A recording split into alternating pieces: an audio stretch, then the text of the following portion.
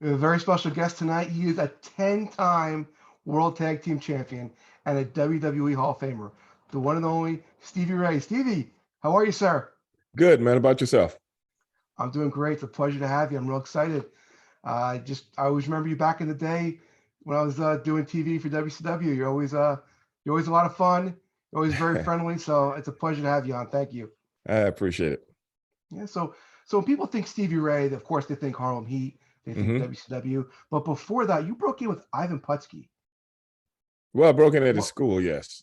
did he actually break you in, or did he just provide a ring? Like, how'd that work? Actually, it was his school, but he had nothing to do with the training and stuff like that. But he was actually starting a wrestling organization as he was opening a school at the same time. So he's pretty busy back then. What can you tell me about? I don't know much about actually Ivan Putski. I had Tito I Santana don't know much on. about Ivan Putski either. I mean, other than the fact that I knew he was a wrestler, back in the day, and that's Yeah, pretty much all I know, to be honest. yeah. I was asking Tito because him and Tito were tag champs in the WWF, and he was telling me a few stories. But again, I just don't know much about the man. What did Tito say? He said that he was very good to Tito. He kind hmm of kept to himself, hmm and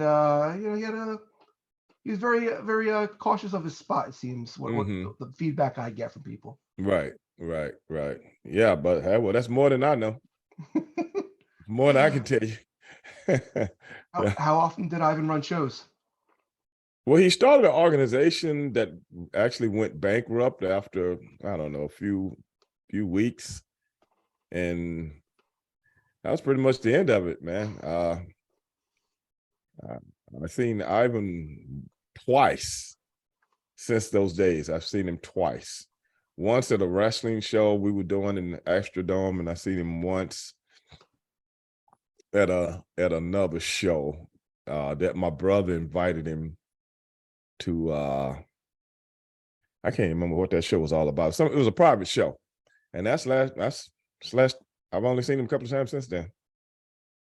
You know. How'd you get hooked up with Global? When I was a kid, I remember racing home to see the Patriot, the Lightning Kid, Jerry Lynn, the Ebony Yeah. Express. Yeah, man. I actually, I went down for a tryout, and my brother came with me, and Eddie Gilbert was the booker down there, and Eddie Gilbert didn't know I had a brother. And he was like, "Who's he?" I was like, "Oh, that's my brother." And he was like, "Your brother? Nobody told me you had a brother." And does he work? And I go, "Yeah, he work." And he's like, "Wow, okay." And actually, I was going in for a tryout, but it turned into Eddie Gilbert turning me and my brother into a tag team. That's how that got started. I, I'm Yeah. sure any I'm sure any promoter that sees you, Stevie, says, "Man, if there was only two of them, it would be great." There is two of you, right? Yeah, that's what happened. Eddie Gilbert like, I got an idea, so that's where that came from. I was just telling that story to somebody. I can't remember who. I was telling that story. And I was telling him we had no aspirations to be a tag team. That was all Eddie Gilbert. Yeah. How long were you in Global for? Oh God, I can't even remember. Couple of years. Couple of years, Who if I was in remember charge? correctly. Was Eddie the Booker the whole time you were there? Actually, no, he got fired before we even started. Yeah, he got fired before we even started. And I didn't see Eddie Gilbert again for years. I don't know, maybe 3-4 years went by before I saw him. I met Eddie Gilbert twice, once in Global and once years later. That was it. Oh, we're getting a glitch again. Oh, getting the glitch. Yeah, Damn. it's on hold now. That's like I said, I don't think it's in my camera, man. I think it's in your system. Because my camera and stuff is new, and I do this every day, so I've never seen it before. Well, I mean, we can just. There you There it go. goes. It stopped again. I don't Yeah. know what. I don't know what's doing that. But like I said, I think it's in the Zoom system. I don't think it's in. I just did my earlier podcast a few hours ago with Vince Russo, and we did 2 hours, no problems. Okay. All right. Yeah, I mean, worst case, I can just post the audio, but so far so yeah, good. that's cool. That's cool. How'd you get hooked up with WCW? Sid Vicious, actually. Sid Vicious had been watching us, and he recommended us, and he kind of brought us in, and he kind of vouched for us. And next thing you know, it was that's how we got in WCW. That's how we got a tryout anyway. Was After Eric? I'm sorry. Was Eric the boss then? No, he wasn't. No, he wasn't. Eric didn't come on till a little later than that. Yeah. So when they brought you in, you're part of that famous Shockmaster War Games match, correct? Yeah, exactly. That's what we came in to be a part of. Never knowing we'd be a part of something that go down in history, So yeah, I still remember that like it was yesterday. I still do. Yeah. What was the reaction when you got in the back? I don't even remember. I swear to God, people have asked me that a zillion times. I'm like, bro, I don't even remember. I remember the incident, and that was about it. That's all I can remember. To be honest.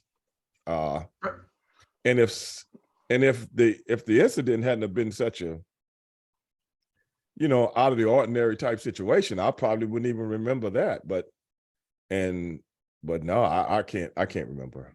I don't really sweat shit like that. I mean, excuse my voice, but excuse my language, but I don't really sweat stuff like that. You know what I'm saying? It's a situation that I really felt bad for him about. And I'm like, I don't sweat stuff like that, brother. Let other people do that kind of bull crap. I got into wrestling to go to work. Right. I didn't get into it to be, best buddies with people and all the other bull crap that goes with it. I come to work, I do my job, and that's pretty much all I cared about, to be honest. Yeah. People always ask me, when I'm doing podcasts and stuff to tell stories and stuff. I don't have any stories unless somebody can jog something in my mind. I was doing some stuff the other day. Excuse me. I was doing some stuff the other day. We were shooting this thing for WWE, and I had to do an interview, and they was asking me different stuff. And if he hadn't brought up certain words or certain names, I wouldn't have remembered stuff. When people jog stuff in my mind, because like I tell people, I never brought professional wrestling home with me. Never brought it home with me. I don't want to talk about wrestling, this, that. I do it for a living, so what the hell I want to talk about it for when I'm not wrestling? That's just me. But then when somebody triggers something in my mind, then his whole story, like me and Vince was talking on a podcast today, and he triggered something, and I was telling him this story, man. We were just laughing. But I hadn't remembered that story in years until he said something that triggered in my mind. So I started telling him about it, and we got a big kick out of it. But we didn't do it on the air, though. We had just cut, you know what I'm saying? So he's always saying, "Oh, man, come on, man, you got to tell a story." And I'm like, look, man, I'm doing a podcast with you. I do my other podcast by myself. I can tell these stories on my podcast by myself. I said, you always reaping the benefits of my stories, man.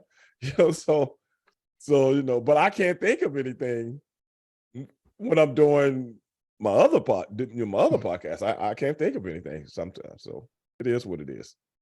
That's funny.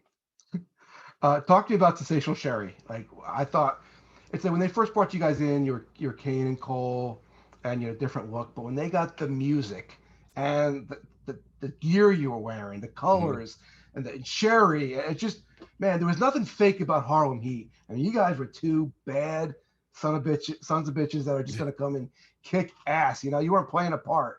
Talk to you about the whole Harlem Heat package. You're right. That was the package. That was the persona. That's what we wanted to represent. That's what we wanted to present. That was it. Everything that you just said. You know what I'm saying? We were paid to be heels. I tell people that all the time. And when I'm paid to do a job, I try to do it as best I can possibly do it. I never cared about it. If I'm a heel, I'm a heel. And that's how me and my brother approached it. And that's how we explained it to Sherry. We want it to be hardcore raw. And we don't care about anything else other than the unit. So Sherry was the best. She was the best at it. She got it. She was like, hey, I can do it. And hey, the rest is history. The rest is history. That's how it was. So we went to work to try to make the guys we were working with look good, because if they look good, we look good. And it wasn't about being, even even when I wasn't working, if I'm walking through the airport, I want you to say, hey, that's the bad dude right there. Don't say nothing to him. I like, I play my part. So that's how it was. I took my job serious. So that's what it was. Anyone in particular you went to advice for when you first WCW? What was Getting that? acclimated to anyone? Did you go to anybody for advice when you were No, in WCW? no. If somebody give you advice, that's one thing. Me seeking advice, that's another. I don't know people in WCW. You know what I'm saying? Like I said, I was there to be immaculated with my job in the company. I wouldn't have to seek advice from people I don't know. So me and my brother had already been trained very well from Global with all the, veterans and stuff like that. So we just wanted to get in where we fit in, but certain agents, the agents, that's their job, to help you in your matches and stuff like that. But that was about it. Any good Colonel Robert Parker stories?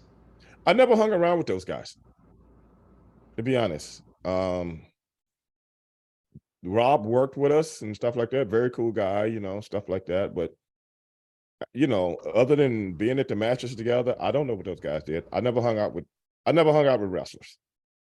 Just a few here and there, stuff like that. But no, like I said, I go to work, I do my thing. Those guys do their thing. You know what I'm saying? Me and my brother traveled together and stuff like that. But no, I don't have any stories because I never hung out with those guys. I mean, really and truly, I love them to death, but a lot of people I don't really know. I just know them from what I did for a living. And a lot of people like to hang with their friends.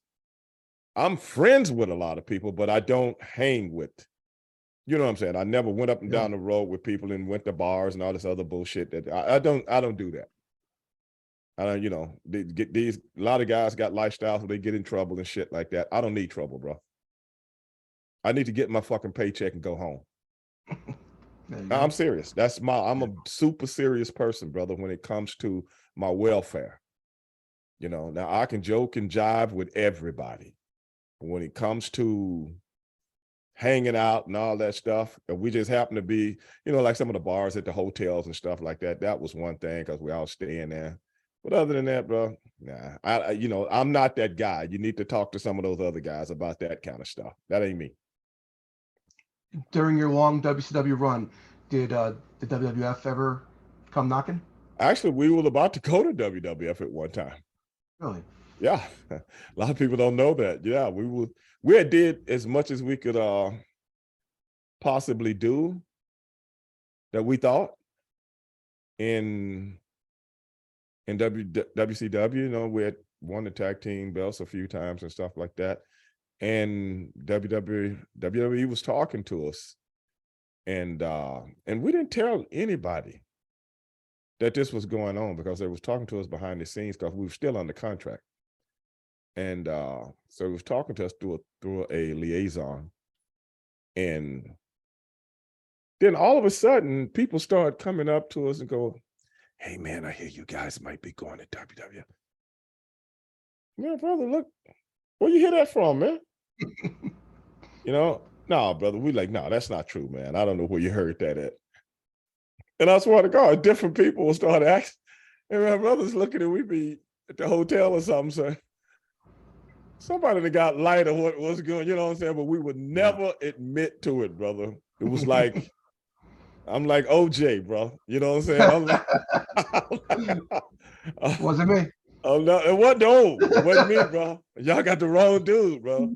Serious business, man. We would never admit to it. Not until like years later, I'm admitting to it now. Right. But even back when I was still there, I didn't admit to it. I think the statute of limitation on contract tampering. Yeah, I think it's over now.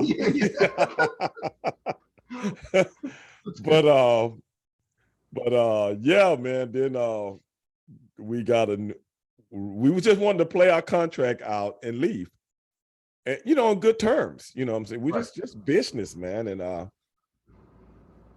when our contracts wasn't even up, I can't remember how much time we had left on them. Maybe 8 months.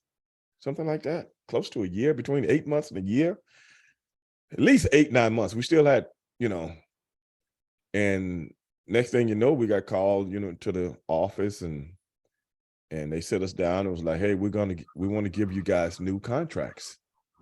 And we were like, no, that's okay. We just want to play our contracts out, New contracts, us? Oh, we're good. We're good. No, it was like, we earn this is what we signed to. And then once they throw the numbers out there, then it was like, I think these numbers look good. And I think me and my brother were like, okay, we're gonna go for this. So that's what happened. So that's why we never went to WWE. That's why. That's a great story. Because I don't know what happened. Then again, once I think back on it, I think my brother might have leaked it. Yeah. I think Book might have leaked it, man. I'm serious. I think he might have leaked it to somebody, either intentionally or unintentionally. But then again, I don't know. He never admitted to me. But if I know my brother, he might have did that on purpose. Oh, you say when people jar things in your head, you remember stories. I didn't just unlock you're not having a sibling rivalry now about this, are you? You guys are good. I know. I'm just thinking about that right now. Yeah, okay. I'm just thinking about, I'm like, wait a minute. I didn't tell. Only him and I knew about this. Now, I'm not saying somebody a lot of the guys know each other. Right. That work in both companies, Right. So I don't know if maybe could have got out up there and somebody could have said something. Hey, I think the office is talking to Harlem Heat. You know what I'm saying? I don't know. Yeah. So yeah, I don't know. I just thought about that right now. How would somebody know that? And they sneak, hey, Stevie, can I talk to you? Yeah, brother, what's up? Hey, man, I hear you guys might be going to New York. Because that's what we always would say back then. Nobody would say WWF and stuff. It was always New York, Hey, you guys are going to New York. Man, why are you talking like Secret Squirrel, brother? I mean, where you hear this at, man? So that's what that's a true story. But so that's why we never went. Stevie, blink twice if you're going to New York. It was And then you actually want me to say, yeah, that's true. Yeah. You know what I'm saying? And I'm under contract. You really want me to say that right now? Oh my God, so we need to get you, me, and Booker on the show next week to have a sit down to iron this thing out. We've never talked about it. He would come to me. Somebody asked him, hey man, so and so asked me. And then I would tell him, hey man, so and so just asked me. But when he would tell me, I'm just thinking about it now, it was almost like he wasn't looking surprised. That's why I'm saying, like, he might have been behind that. He might have been behind that. So good stuff. I'm serious. That's true. That's a true story, though. I've only told it to a few people. Oh, thank you for sharing that. That was but great. Nobody ever asked me that before. I mean, like I said, never asked me, but it's almost like they would ask in a different way. If they ask in a different way, if it's like, hey man, why didn't you ever go to you know what I'm saying? Then I would answer in that particular. So it never was why did you guys, you see what I'm saying? So yeah. But yeah, man, true story. Wow. Speaking of WWE, WWF, how did it feel being a top WCW star and all the top WWE guys come in, Savage and Hogan and then all Hogan's friends? How did that make you feel as a performer? I know how this business works, and I know how WCW worked. None of that stuff surprised me. And I'm like, I see what's going on here. You know what I'm saying? And that was one of the reasons why the company that was doing so good, that's one of the reasons why it started to fail. Because see, you can do stuff like that in an outlaw show or a regional show. You can't do stuff like that on a worldwide show. It's got to be, in my opinion, my humble opinion, it's got to be about business. It's got to be about the business for the whole company, not you and your buddies. Not you and your buddies. and that this guy got heat with this guy, and this guy don't like this guy. This guy, I'm going to make sure he get over on this guy. Just what I call a WCW fable. That's what it was. So how I felt about it, well, I know my place. You know what I'm saying? So I didn't particularly like it, but if you let the prisoners, if you let the inmates run the prison, what are you going to get, bro? Right. Attica. Right. Anybody remember that? I don't know if you might not be old enough to remember that. Attica, that's what you're going to get. So at the end of the day, when you got, you want to be in the main event and you want your buddy to be in the main event with you on a pay-per-view, whereas we're trying to draw as many pay-per-view buys as we can, and you want to put something out there that nobody would pay $10 to see, maybe $10 to see, you and your buddy in the main event. Come on, bro. Come on. That means you ain't thinking about the show. What did the guy tell John Travolta in the movie Staying Alive? Remember that? What did he tell him? Movie. What did he tell him? He said it's about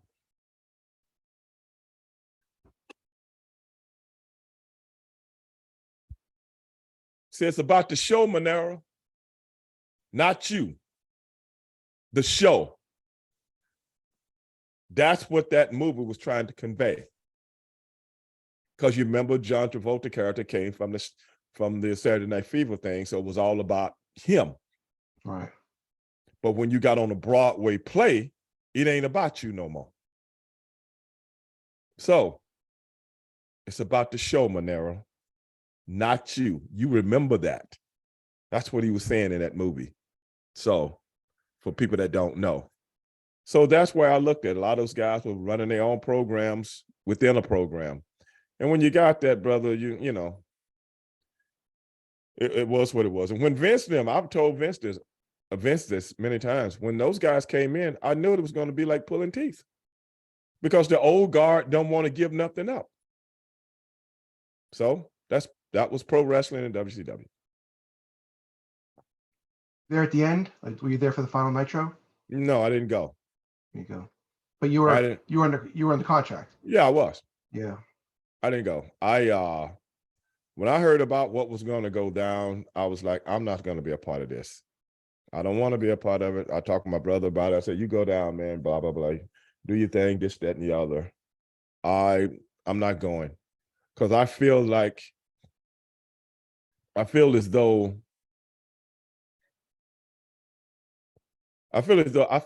though we have been hoodwinked, because at one time we were the winning team, man. And it seemed like everything was sabotaged from within. And now, that's just how I looked at it. I took it very personal. So I was like, I'm not going to be a part of this schmoz, like the other guys and came in and did a hostile takeover, and make us all look like chicken shit, which I knew they were going to do anyway. And so I took my ticket. that I was supposed to fly down to Florida or wherever it was. And I went down the street to Continental Airways office. It was a Continental ticket. And I turned the ticket into 2 tickets. And I called my buddy that works for the Nevada Athletic Commission. And I said, hey, brother, I'm coming in town. I said, I'm coming to Vegas. I'm just changing my ticket. I'm coming to Vegas. And I changed it in 2 tickets because a buddy of mine's coming with me. And I was like, hey, man, who is that? Evander Holyfield and Lennox Lewis are fighting for the heavyweight title this weekend. Can you hook me up? He said, yes. So that's where I was. I was in Vegas watching Evander Holyfield and Lennox Lewis fight for the heavyweight title and having a good time in Vegas. That's where I was. Did they contact you to go to WWE after WCW? Yeah, they did, but I was like, I wasn't interested. I Talk wasn't to me about the interested. Hall- talk to Huh? me about the Hall of Talk to me about the Hall of Fame. Because let me tell you, I'm not just saying this because you're on my show, but Mm-hmm. Harlem Heat was just such. Even before I was breaking, it was just such a huge part of my life. Like when I heard that music, Mm-hmm. you just knew something was going down. And you guys don't get talked about enough. So the fact that you guys got in the Hall of Fame, for me personally, I was so stoked for that. Well, who called you to get inducted into the Hall of Fame? I can't remember who it was. I remember the call though, but I can't remember who it was. Uh, shit, I can't remember his name. Uh, from WWE, and I was having a bad day. I was having a very bad day that day, and I seen the number on my phone, and something was going down, with my company or something. So, I was pissed off, and I picked the phone up. What, like that, Yeah, man, what's up? And he was like, Stevie Ray. Yeah, man, Stevie Ray, what's up? What do you want? He said, are you okay? Yeah, I'm okay, brother. What do you want, man? And he's like, I'm sorry to bother you, man, but I was just calling to tell you that you and your brother have been inducted into the Hall of Fame. Now I feel like a heel. Now I feel like trash, man, So that's how that happened. And I'm like, I didn't say nothing. He goes, Stevie, are you there? I go, yeah, man, I'm here. Because now I got the mixed emotion thing. I'm mad as hell right now. Then he hit me with this emotional thing that I hadn't even thought about. You know what I'm saying? Just like comes Yeah, out of the blue. right. And now I feel like a heel. And so it was one of those days, man. And he was like, well, I'll let you go. I just want to call you that, but you can't tell anybody about it, because we got to keep it a secret. And I talked to your brother already, so maybe you ought to call him and y'all talk. So that's how that went down, bro. And I had Called to keep it Booker. a secret. I called Booker, and he was a lot nicer than you, Stevie. Let me tell you that. Did he say that? Not in so many words, but that's not in so many words, but that's what he was. Basically, that's what happened. So it was what it was. You know, What was like the rehearsal for the Hall of Fame like? Like what's that? What's that actual day like? a bunch of bullshit, bunch of fucking bullshit, man. But that's how they do stuff. We didn't have to rehearse to come out the night of the WrestleMania, where they bring all the inductees out. They bring them out and Yeah, doing you like had an to rehearse intermission or that. something. Yeah. Stevie, don't wave like this. We want you to wave like this for the I'm like, crowd. I'm like, holy shit. You got to walk this way and walk over, I'm like, holy yeah, yeah. But Wow. it was no rehearsal for the actual ceremonies other than you got because they were doing it different when we did it. They were doing it, remember they changed everything up and they everybody was in the ring. Yeah. So they had the ring in the middle like a wrestling deal and just had all the people involved in the company wrestling and everything around, and then they had the people in the stands, So before that, it was just like any other ceremony. Remember that? It was just like Right. any kind of ceremony, where everybody come up on a stage, Right. So that was like I think we had to go in early and walk down to the ring where the steps are. Okay, we go this. When they call you out, you go this way. Come up there, and the car cameras will be right here, and you guys stand right here. And oh, okay, really, okay, whatever you say, brother. So that was the night of, and we had to rehearse that too, if that's what you want to call it, man. Yeah, they rehearse everything down to a T. Wow. We'll be standing right here and we'll give you the go signal. It's almost like back wrestling again, bro. You know what I'm saying? Yeah. It's like that. Well, your music will play, you walk down this aisle, don't walk that way, So yeah, I still remember that. So yeah. So you get in the ring and they got the little podium there and you're looking at the hard cams that way. And it was cool. It was cool. It was different, so yeah. Did they ask you what you're going to say beforehand? Well, yeah. Yeah. Oh, Vince want to know. I want to see your speech. And, yeah, they did that. Yeah. I said, brother, I don't read speeches. Speeches are in my head. I wrote it myself. So it's in my head. And if anybody go back and look at any speech I've ever done at the Hall of Fame, I'm not reading. I never brought paper on there. They got to put reading glasses on and look like a fucking Uncle Joe. You know what I'm saying? I mean, I never liked that look. Not that I needed reading glasses and stuff like that, but it's just the fact that I've seen people do that. I didn't want to do that. So everything was just in my head. You know what I'm saying? Everything was in my head. I didn't want to sound like I'm reading. Right. I never liked speeches where people sound like they're reading or it's written down word for word to make a point. I don't like to do it like that. So I've always did it even when I'm doing public speaking, I don't like doing that. So, but yeah, these guys are so enamored under the thumb of Vince McMahon. This little punk hanging around me. I'm trying to eat in catering. And he's sitting his punk ass right here. And I'm like, I want to say, man, what do you want, bro? It's almost like a police officer that pulls people over nowadays. We see this so much, been going on for years, though. And you don't have anything on them, so you just make some shit up. Because you got to go please your superior, which is Vince them. You know what I'm saying? Yeah. Overlook my speech. I ain't got no speech. My speech is in my head. Now, if you got something that can reach inside my head and see what's going on, you'll see it. You know what I'm saying? So I just told him, no, I don't have it. A lot of the guys thought maybe, I don't know, they probably thought maybe I was going to say something I shouldn't say. Right.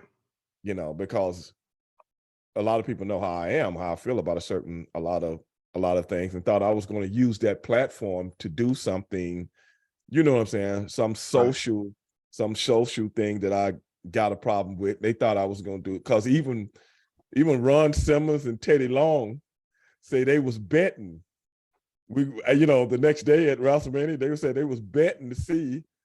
Said, okay, he getting ready to do it. He gonna say something, man. You know how he is, man. He gonna say something. I was like, man, y'all gonna do me like that? Oh man, we know you. I'm gonna go do it tonight, man. This is my night. If it was your night, I probably would have did something like that.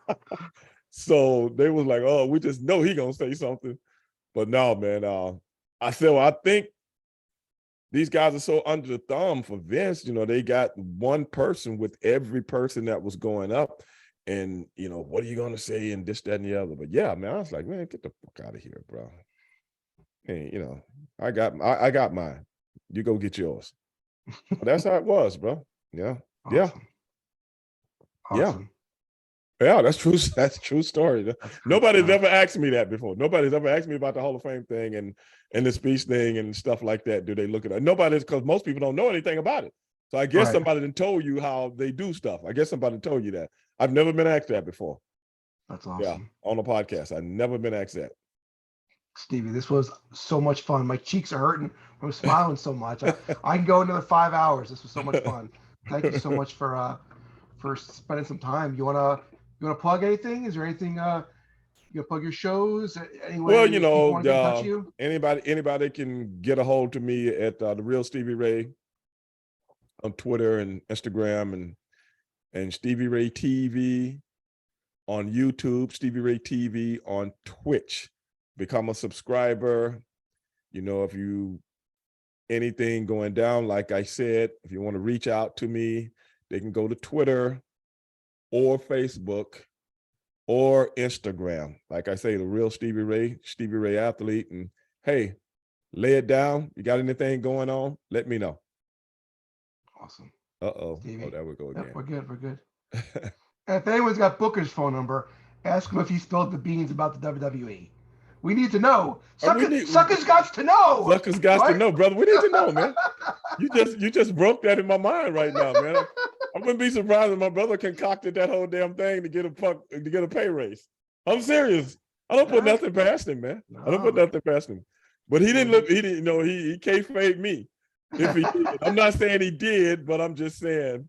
Every time he says, "Hey, man, somebody just asked me about," it was almost like he keeping score. Oh, really? You know, I'm like, I got another one here. Yeah, okay.